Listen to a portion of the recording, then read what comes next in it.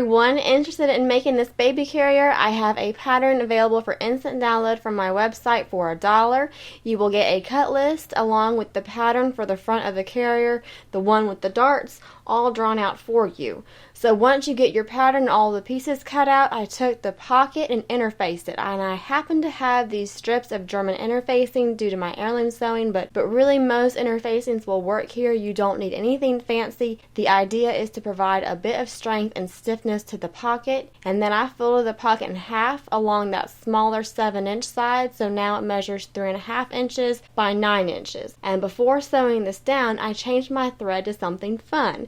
We're going to do lots of top stitching to mimic the full-size baby carriers, so picking a colorful thread just adds another element to your design. And then I stitched the top of the pocket closed using a 1/2-inch seam allowance. All of the seam allowances are 1/2 inch for this pattern. And then I turned the pocket right sides out and gave it an ironing. And I pinned it to the front of the baby carrier. And I'm pinning the top of the pocket 1.5 inches down from the raw edge of the front of the carrier. Then I sew that starting down one edge of the pocket across the bottom of the pocket and up the other side of the pocket. And next I sew each side onto the front of the carrier, again using 1/2-inch seam allowances. And I added these darts after the fact, but they are drawn on your pattern, so you'll take your pattern and mark the bottom of the darts with little clip marks like I've done here, and then put a pin at the top of the dart and carefully slide your pattern piece out, and it will leave a little hole where that pin goes through your pattern piece. And then I match up the notches at the bottom of the dart and I pull that pin so the dart gets in line. And then I give that an ironing before I sew the dart. I start sewing at the top of the dart and work my way to the notches, but you could do the reverse if you wanted to. Then I iron the darts away from the center front and give those sides an ironing too. For the sides, I iron the entire seam away from the body. Then I top stitch over the top of the side seams. For a full-size carrier, all this top stitching is pretty critical for the additional strength, but here it is just for fun to mimic the adult versions. And then the front of my carrier can be put aside so I can work on the back of my carrier. The back of the carrier is rather simple. I repeat the same process of doing those little notches at the bottom of the dart and pinning at the top of the dart to install 2 darts in the back of the carrier. And after sewing those darts in place and giving them an ironing, I laid the back of the carrier on top of 2 layers of quilting batting and cut around the perimeter. And then I sewed the batting to the back of the carrier around the entire perimeter. Next, I cut 2 layers of batting for the shoulder straps and sewed down the middle of the strap. I just eyeballed the middle, but I suppose I could have ironed the strap in half so I would have had a crease to follow instead. And then once I was done sewing down the middle of the straps, then I put the strap lining right sides together with the strap and sewed along each long edge of the strap. And then I trimmed up those seam allowances and turned the straps right sides out. You can just push one end of the strap in and kind of turn it right sides out that way. And once again, I top stitched each edge of the strap after giving it an ironing. And then I repeated the same thing for the other strap as well as the waistband. Okay, now you'll need some polyester straps, and it does not really matter how wide the strap is. Mine is 1 inch wide to match my 1-inch buckles, but you could do anything from like a 1/2 inch on the small side to about 2 inches on the wide side. I think would look just fine on a toddler. The key here is to make sure the width of your strap matches your buckles. Oh, and you do want to make sure that they are polyester and not nylon. Nylon does melt under an iron, and it is a hot mess. I cut the straps to 6-inch lengths and I used a lighter to seal up the raw edges. And from there, I saw 2 ways to put together the rest of the carrier, and honestly, I am not crazy about either method, y'all. I just figured it was a toddler doll carrier, and I moved on with life. I'm just telling you, FYI, to be upfront and honest.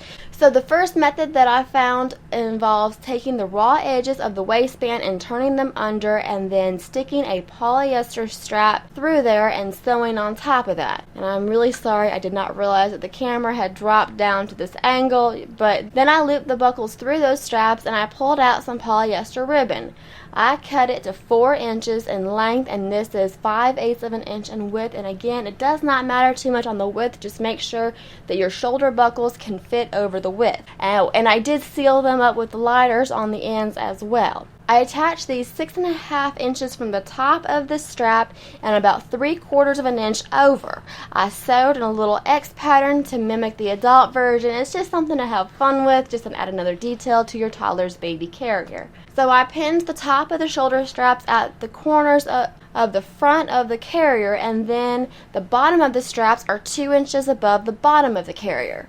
I pinned the straps down so they wouldn't move around while I was sewing them. Then I put the back of the carrier right sides together and pinned that all the way around. I sewed around starting about 1.5 inches above the bottom of the carrier, going up that side, sewing across the top, and then going back down the other side again, stopping about 1.5 inches before reaching the bottom of the carrier. Like I said, this is the first method of attaching the carrier body to the waistband, and once you turn the body right sides out, give everything a really good pressing and all of that lovely jazz, then you can fold the bottom raw edges of the carrier up and give them an ironing. And then you can sandwich the finished waistband so the center of the waistband is in line with the center of the baby carrier. And then I just sewed the two together, going all the way around the perimeter to continue that top stitch look. But like I said, I wasn't crazy about that method of joining the waistband to the body of the carrier, so I made another carrier and I tried myself a different method.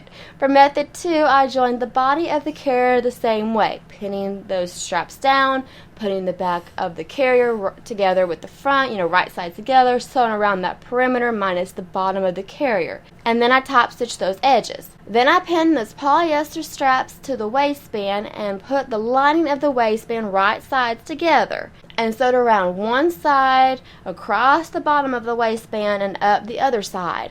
Now I'm leaving the top of the waistband open in this method. And then I fold the top of the waistband under and iron those raw edges down.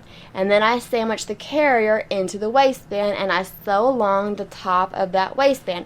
So basically, to recap, the first method sandwiches the waistband into the body of the carrier and then sews along the bottom edge of the carrier to join the two, while the second method sandwiches the body of the carrier into the waistband and then sews along the top edge of the waistband to join the two. Honestly, I don't care for either, but I do prefer the second method over the first. I just wish I could have think of a cleaner route, but that's as good as I can do with my mama brain. So I finished off the baby carrier with some top stitching on the straps at the top corners, and then it was ready for my little mama.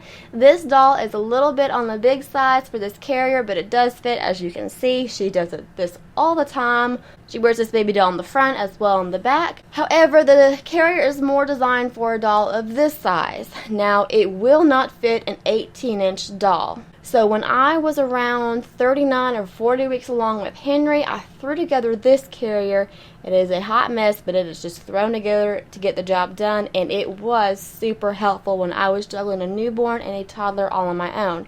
Seriously, it saved my butt. So then I decided to up my game and put together a carrier with a little bit more thought for a friend when she had her second baby, and her first child is about Audrey's age, so I was hoping that they were also going to find this useful. And even though I'm not crazy about the construction, as I mentioned, they are super helpful. So I hope this video was helpful. If all y'all have any questions, please leave them in the comments below, and I will do my best to answer them. And as always, I appreciate y'all for watching, and I hope to catch y'all next time.